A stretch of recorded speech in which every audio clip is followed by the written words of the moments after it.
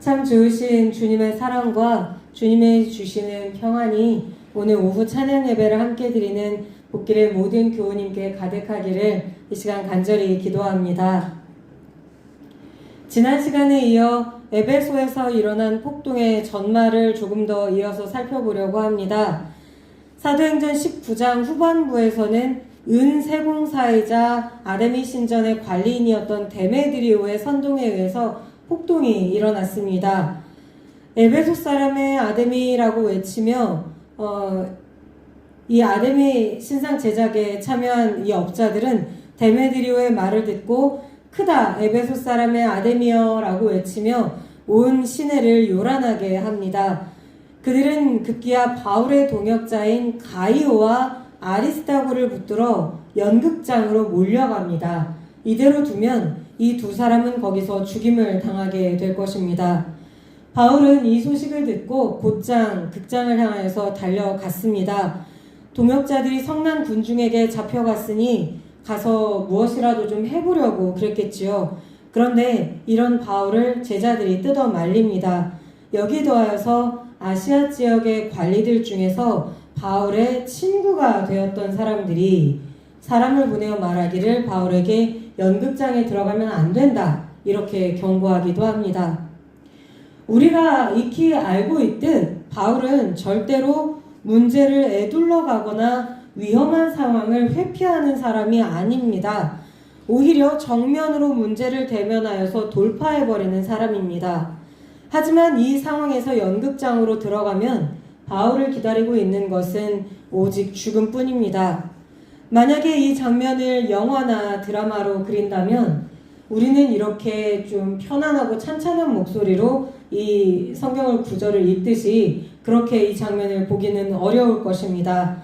한쪽에서는 이성을 잃은 군중들이 소란을 부리고 있고 다른 한쪽에는 급히 그곳으로 들어가려고 하는 바울과 그를 말리려고 하는 제자들이 뒤엉켜서 굉장히 소란스럽고 급박할 것입니다. 이 장면을 영화나 연극이나 또 드라마로 본다면 이것을 바라보는 우리 역시 이 장면이 과연 어떻게 끝날 것인가, 바울은 어떻게 될 것인가, 이것을 예측하느라 숨도 쉬지 못하고 아마 이 장면을 바라보아야만 할 것입니다.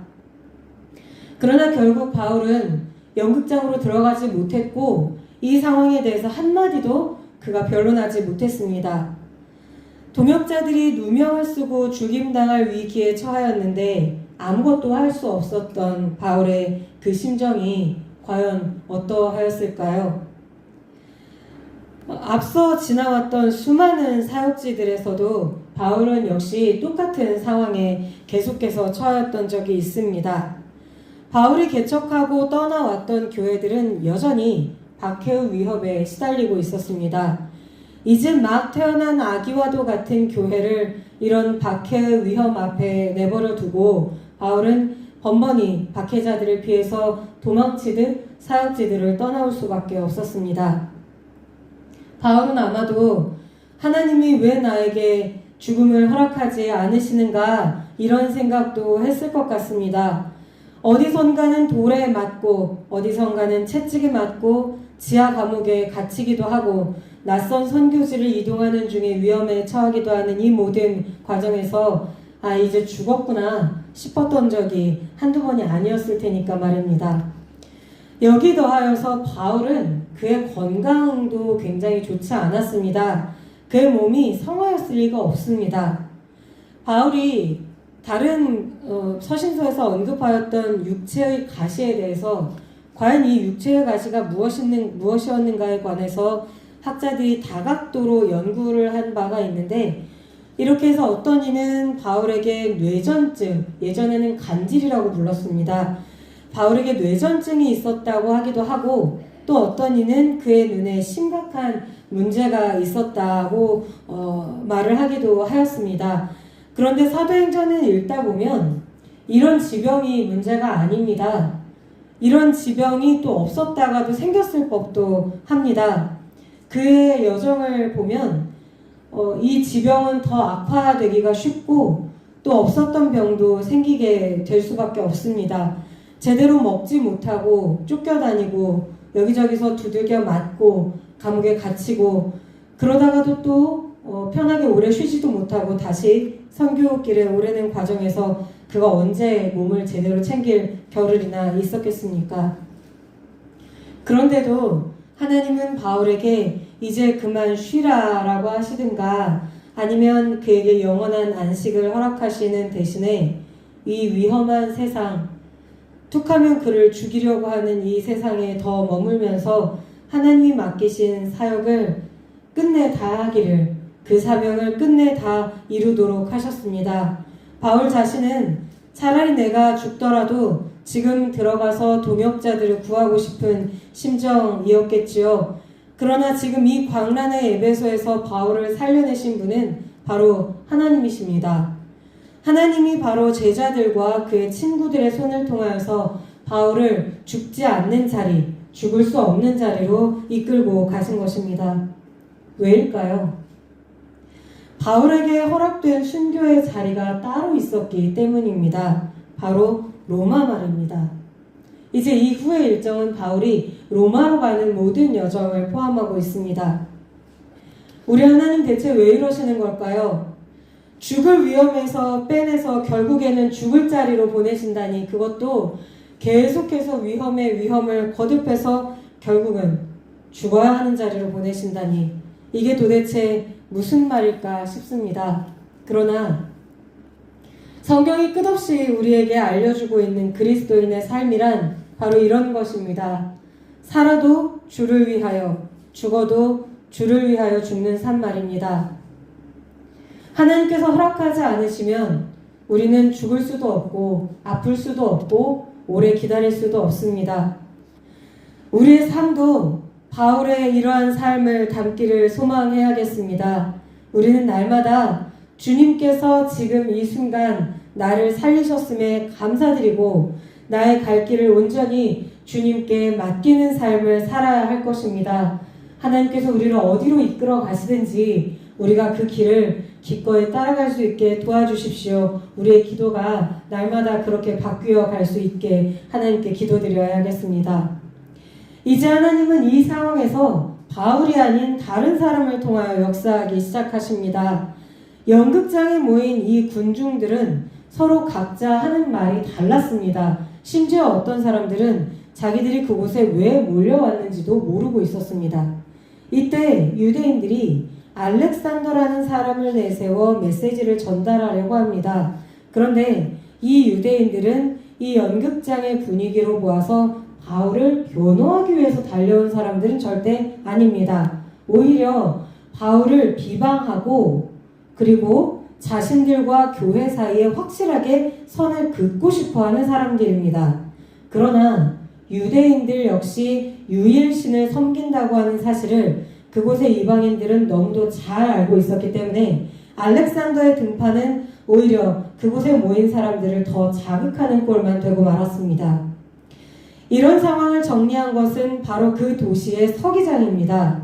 이 서기장은 데메드리우를 비롯한 이들이 주장하는 바와는 달리 바울 일행이 아데미 여신을 직접 지명하여서 아데미 여신을 비방하는 말을 한 적도 없고, 설사 그런 일이 있었다고 하더라도 민회의에 정식으로 고발하여 재판을 받으라고 권고합니다. 이렇게 무질서한 형식으로 분란을 일으키면 오히려 이 연극장에 모인 사람들이 소유죄로 처벌받을 수도 있다는 점을 굉장히 합리적으로 이 사람들에게 설명해 주는 것입니다. 그러자 놀랍게도 당장에 누구 한 사람을 잡아서 죽일 것처럼 흥분하였던 이 무리는 그곳에서 일시에 흩어져 버립니다. 지난 시간에 잠깐 말씀드렸지만 이 에베소의 상인들과 장인들의 모임은 아데미 여신에 대한 신앙이 아니라 이 여신과 관련된 사업을 통해서 얻는 이익으로 결속되어 있었습니다. 그래서 이 모임이 자기들의 이익에 위협이 될 수 있다는 말을 듣자 역시 자기들의 이익에 위협이 될 수 있다는 말을 들었을 때 흥분하여서 이 연극장으로 몰려 들어왔던 것과 똑같이 그대로 흩어져 버리는 것입니다. 사도행전 19장 41절에는 이렇게 기록되어 있습니다. 이에 그 모임을 흩어지게 하니라. 서기장이 그 모임을 흩어지게 했다는 것입니다. 여기서 그 모임, 즉 소형 아데미 신상과 관련된 사업을 하는 그 사람들이 일으키는 폭동을 가리키는 성경 원문의 단어는 놀랍게도 에클레시아입니다. 우리는 이 에클레시아라는 단어를 교회라고 기억하고 있지요. 그런데 원래 고대 그리스어에서 에클레시아라는 단어는 고대 로마와 그리스에서 사람들의 모임, 특히 정치적이거나 종교적인 목적을 가지고 사람들이 많이 모이는 모임을 가리키는 말이었습니다. 그러다가 교회가 하나님의 부르심을 받아 모인 사람들의 공동체를 가리키는 말로 이 에클레시아라는 단어를 사용하면서 이 에클레시아라는 단어는 고대 사회에서 그리고 이후의 역사에서 오직 하나님의 부르심을 받은 사람들의 모임을 가리키는, 즉 교회를 가리키는 단어로 우리의 인식에 굳어버리게 된 것입니다. 사도행전에는 이 에클레시아라는 단어가 23번 정도 등장을 하는데 이 중에서 20번 정도는 전부 하나님을 믿는 사람의 모임에 사용되었습니다. 우리가 알고 있는 그 에클레시아입니다. 그런데 한 3번 정도가 다른 모임을 가리키는 말로 사용이 되었습니다. 그리고 그 3번이 전부 사도행전 19장에 바로 오늘 이 사건을 기록하는 부분에 등장합니다. 어디에서 바로 이 에클레시아라는 단어, 또 다른 용례가 등장하는지 제가 한번 읽어드리겠습니다. 사도행전 19장 32절입니다. 사람들이 외쳐 어떤 이는 이런 말을 어떤 이는 저런 말을 하니 모인 무리가, 여기서 말하는 이 무리가 바로 에클레시아입니다. 무리가 분란하여 태반이나 어찌하여 모였는지 알지 못하더라. 또 사도행전 19장 39절에는 이렇게 기록되어 있습니다. 만일 그 외에 무엇을 원하면 정식으로 민회에서 결정할지라. 여기서 말하는 이 민회가 바로 또 에클레시아입니다. 또 사도행전 19장 41절에는 아까 읽었듯이 이에 그 모임을 흩어지게 하니라. 이 모임도 에클레시아입니다. 사도행전 19장에는 그래서 최소한 2개의 에클레시아가 존재합니다. 하나는 하나님께 속한 에클레시아, 다른 하나는 이 세상에 속하여 하나님께 속한 에클레시아를 위협하는 에클레시아 말입니다. 그리고 이 두 번째 에클레시아는 사도행전 19장에 등장하는 바로 세 번째 불순종을 일삼는 바로 그 모임입니다. 다시 한번 말씀드리지만 이 에베소는 아데미 신전과 관련한 사업으로 얽힌 경제 공동체였습니다. 공동체라기보다는 사실은 요즘의 말로 카르텔이죠. 그들은 아데미 신상을 통하여서 돈을 벌고 또 그 돈을 지키기 위해서 교회를 핍박하였으나 정작 자신들은 아데미 여신에 대한 신심 같은 것은 조금도 없었습니다. 이렇게 자기들의 탐욕을 신앙의 이름으로 그럴듯하게 포장하는 행위는 제가 말씀드렸지만 현대의 교회에서도 저지를 수 있는 가장 위험한 형태의 불순종이 될 수 있습니다. 이 가장 대표적인 예가 바로 2차 세계대전의 전범국가인 독일이 저질렀던 죄입니다. 이 2차 세계대전의 전범국가인 독일은 바로 그 국교가 기독교인 나라입니다. 지금도 독일에서는 한 사람이 태어나면 그에게 기본적으로 종교세라는 세금을 매깁니다. 그러나 이 나라에서는 2차 세계대전 동안 역사상 유례를 찾기 힘든 유대인에 대한 집단 학살이 이루어졌지요. 이 학살은 유럽 곳곳의 수용소에 유대인들을 잡아 가두고 버린 대단히 조직적이고 치밀한 범죄였습니다. 유대인 수용소를 짓기 위한 수많은 건축 자재, 그리고 수용소의 유대인들의 식량이었던 말린 채소 모듬, 또 유대인들을 처형하기 위해 사용된 고독성의 살충제 등이 이 2차 세계대전 기간 동안 나치 정부에 의하여 그 주문량이 몇십 배 혹은 몇백 배 이상 증가하였습니다. 수용소의 유대인을 이용하여 공장을 돌리고 그 인건비를 유대인들이 아니라 나치에게 헌납한 기업 중에는 그 유명한 벤츠, 폭스바겐, BMW 등이 속해 있습니다. 또 수용소들의 소각로를 전문적으로 지었던 업체도 어마어마한 이익을 챙겼습니다. 이 밖에도 우리가 상상할 수도 없는 여러 잔인한 형태로 2차 세계대전 당시 독일의 경제는 유대인의 말 그대로 살과 피를 이용하여 굴러갔습니다. 그런데 전쟁이 끝난 후에 이러한 전범 기업들은 한결같이 우리는 나치가 그런 학살에 우리 기업들을 이용하고 있었는지 몰랐다. 혹은 이렇게 주장하였습니다. 혹은 정부가 강제로 시켜서 한 일인 듯 자신들은 아무런 죄가 없다고 둘러댔습니다.